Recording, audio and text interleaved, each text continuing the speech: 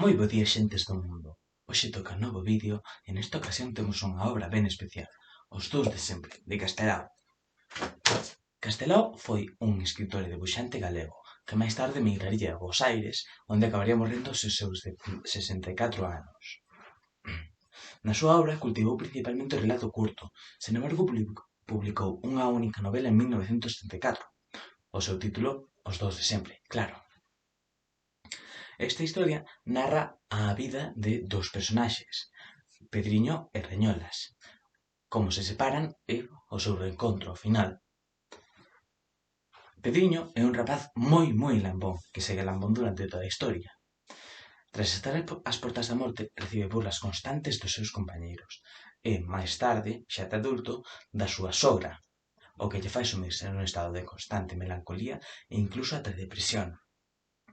Pola outra parte, Rañolas é un rapaz de clase baixa cuxa nai é unha bébeda. Sen embargo, ten unha intelixencia e astucia moi agudas que lle fan saír adiante. Tras a morte da súa nai, parte cara a Francia cun home e unha muller.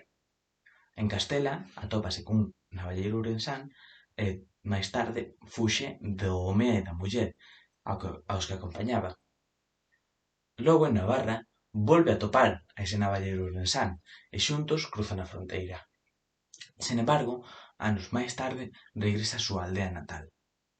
Alí, na aldea natal, se volve a topar con Pedriño. Sen embargo, a historia non só vai destes dous personaxes, senón que tamén narra outros que os acompañan. Por exemplo, a tía Adega de Pedriño o cuida durante a súa nenez e lle dá o cariño, a comida, etc., para que saia adiante. Rañolas case que prefire estar cos reloxos que coas persoas, xa que en Francia aprendeu como funcionan e a reparalos, claro. Así, pode gañar a vida na súa aldea natal reparando reloxos. E, de feito, se construe unha perna mecánica para substituír as súas pernas orixinais. Todo isto está narrado en máis de 40 capítulos de unha extensión moi curta, entre 2 ou 4 páxinas. Esta historia é bastante lixeira de ler e, na miña opinión, resulta moi interesante pola forma na que está narrada.